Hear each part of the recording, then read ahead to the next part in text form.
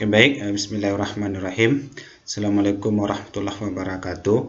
Hari ini kita sudah masuk kepada materi berikutnya, itu tentang kias ya, atau kita sebut juga dengan analogi ya. Ada beberapa persoalan yang akan kita bahas dalam materi kias kita pada hari ini. Pertama adalah terkait dengan pengertian kias, kemudian yang kedua adalah rukun kias, dan yang ketiga dasar hukum kias, dan yang keempat terkait dengan pembahagian kias. Inilah yang nanti akan kita coba untuk menjelaskan. Nah, pertama itu terkait dengan pengertian kias. Nah, secara bahasa, makna kias itu adalah kadar ya, atau ukuran sesuatu. Apa contohnya? Umpamanya orang Arab mengatakan ya, qistus sawu bizara'i ya. Saya mengukur pakaian itu dengan hasta. Artinya ukuran yang ada pada hasta itu kita samakan nanti dengan ukuran yang ada pada pakaian. Ini adalah makna kias secara bahasa ya. Lalu apa makna kias secara istilah? Nah, secara istilahnya makna kias itu adalah menerapkan ya suatu kasus yang sudah diketahui hukumnya terhadap kasus yang juga diketahui hukumnya. Ya, karena adanya kesamaan ilat di antara keduanya. Nah, artinya antara hukum yang pertama dengan kasus yang memang belum ada hukumnya itu memang sudah diketahui ilatnya. Nah, dengan diketahui ilatnya inilah nanti sehingganya kasus yang sudah ada hukumnya bisa nanti kita terapkan kepada kasus yang memang belum ada hukumnya. Nah, ini adalah makna kias secara sederhananya seperti itu. Nah, sebenarnya banyak definisi yang dikemukakan oleh para ulama, meskipun nanti redaksinya berbeda-beda, kan tetapi intinya sama ya, bahwa kias itu yang merupakan menerapkan suatu kasus ya, atau membawakan atau menanggungkan ya suatu kasus yang sudah ada hukumnya terhadap kasus yang memang belum ada hukumnya. Nah, karena memang adanya kesamaan ilat di antara keduanya seperti itu. Nah, kemudian ini terkait dengan rukun kias ya. Nah, terkait dengan rukun kias itu sendiri, nah ketika kita memahami dari definisi kias itu, maka nanti kita akan mengetahui ada 4 rukun ya dari kias itu. Nah, jika terpenuhi 4 rukun ini, maka kemudian metode kias ini bisa kita terapkan dalam menetapkan hukum. Nah, yang pertama disebut dengan asal. Nah, apa itu asal? Asal itu adalah nas itu sendiri. Artinya ayat Al-Quran itu disebut dengan asal namanya. Nah, kemudian yang kedua ada disebut dengan hukum asal. Apa itu hukum asal? Hukum asal adalah hukum yang dibuat oleh Allah Subhanahu wa taala atau oleh si syariah ya, atau oleh pembuat hukum. Artinya ayat yang kita temukan dalam Al-Quran itu sudah ada hukumnya. Nah, siapa yang menetapkan hukumnya itu? Yang menetapkan hukum itu adalah Allah Subhanahu wa taala. Nah, kemudian berikutnya disebut dengan furu' namanya ya. Atau ada juga yang mengatakan fara' ya. Apa itu furu'? Furu' itu adalah kasus yang memang belum ada hukumnya. Ada kasus-kasus kekinian yang memang belum ada terdapat dalam Al-Quran. Nah, itu disebut dengan furu' namanya. Nah, kemudian yang keempat itu disebut dengan ilat namanya. Ya, ilat. Nah, ilat inilah nanti akan kita jadikan satu pembahasan pula. Kenapa demikian? Karena kajian ilat itu lebih luas dan lebih dalam ya dibandingkan dengan kajian yang lain. Nah, kemudian terkait dengan dasar hukum kias ya. Ketika kita menggunakan kias ini dalam metode penetapan hukum, nah apakah ada legalitasnya ya dalam nas baik Al-Qur'an ya ataupun hadis Nabi. Nah, kalau kita lihat ya bahwa dalam Al-Qur'an, umpamanya Quran surat An-Nisa ayat 59 itu memang dijelaskan ya ayyuhallazina amanu atti'ullaha wa atti'ur rasul wa ulil amri minkum ya. Fa in tanaza'tum fi syai'in farudduhu ila Allah wa rasul.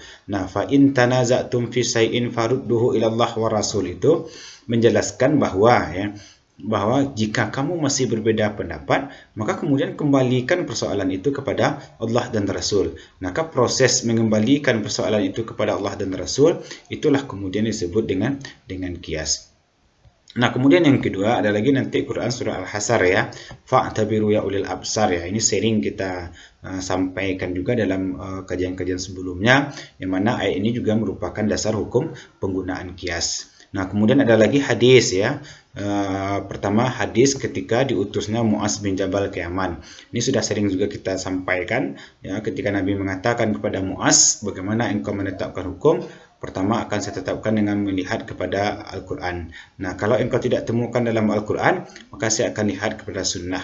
Kalau juga engkau tidak menemukan dalam sunnah, maka kemudian saya akan berijtihad. Nah, ijtihad itu merupakan bahagian dari dari metode kias. Nah, kemudian ada juga hadis dari Ibnu Abbas yang menjelaskan terkait dengan seorang yang bertanya terkait dengan utang orang tuanya. Orang tuanya ini dulu sudah sanggup untuk melaksanakan ibadah haji, lalu kemudian dia keburu meninggal. Maka kemudian dia bertanya kepada Nabi, apa kata Nabi? Apakah ketika orang tuamu berutang akan engkau bayar? Ya, maka hutang kepada Allah itu lebih wajib dibayar daripada hutang kepada manusia. Nah, di sana Nabi juga mencontohkan ya. Artinya di sana Nabi juga menggunakan kias. Tambah lagi ada lagi hadis ya ketika Nabi menjelaskan kepada para sahabat ketika dia mencium istrinya di siang hari bulan Ramadan, lalu kemudian apa yang terjadi ya? Kemudian dia melaporkan kepada Nabi. Ya, maka kemudian Nabi mengatakan, ya, bagaimana kalau sekiranya engkau berkumur-kumur di siang hari bulan Ramadan, maka kemudian hukum berkumur-kumur itu sama halnya seperti kita mencium istri di siang hari bulan Ramadan. Ini merupakan dasar hukum kias, baik merupakan ayat ataupun berupa hadis. Nah, kemudian pembagian kias. Nah, ini yang perlu kita pahami juga, ya, karena kemarin saya lihat banyak juga yang tidak memahami tentang ini ya. Pertama disebut dengan kias aulawi namanya. Apa itu kias aulawi? Bahwa ilat yang ada pada furu' itu lebih berat ya daripada ilat yang ada pada asal. Apa contohnya? Umpamanya mengatakan kepada kedua orang tua itu dan memukul kedua orang tua. Nah, mengatakan itu ada ayatnya dalam Al-Qur'an, wala taqul lahuma uff ya. Sementara memukul dan menendang orang tua itu belum ada nasnya.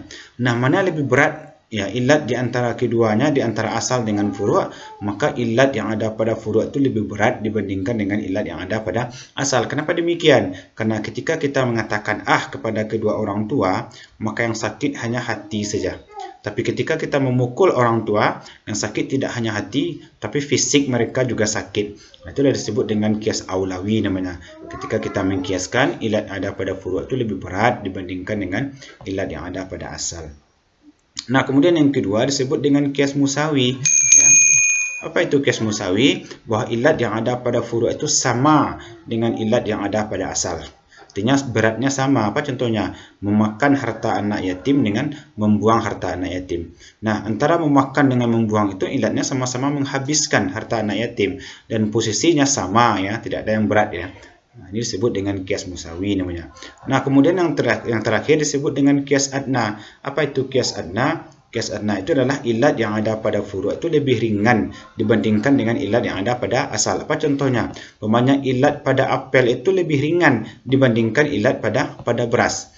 Nah, terkait dengan riba fadal itu adalah riba yang terjadi pada 7 macam ya, termasuk di sana makanan pokok. Nah, riba fadal itu adalah riba yang terjadi ketika kita tukar menukar sesuatu tapi ada kelebihannya. Jadi kategorikan sebagai riba fadal.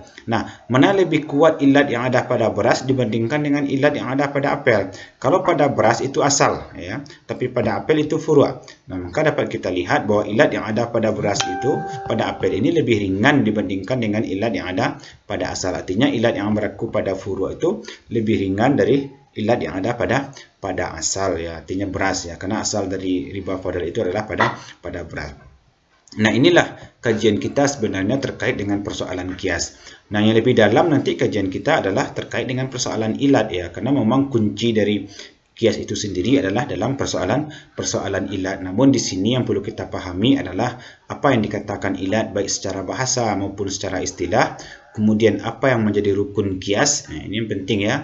Dan apa yang menjadi dasar hukum ketika kita menggunakan kias dalam sebuah metode menetapkan hukum dan bagaimana pembahagian kias. Nah, terkait dengan pembagian kias ini juga banyak ya menurut para ulama pembagian kias itu. Yang penting yang 3 ini sudah kita pahami, insyaallah sudah mewakili terkait dengan kajian kias kita pada hari ini. Nah, saya kira itu saja. Nah, silakan untuk dipahami.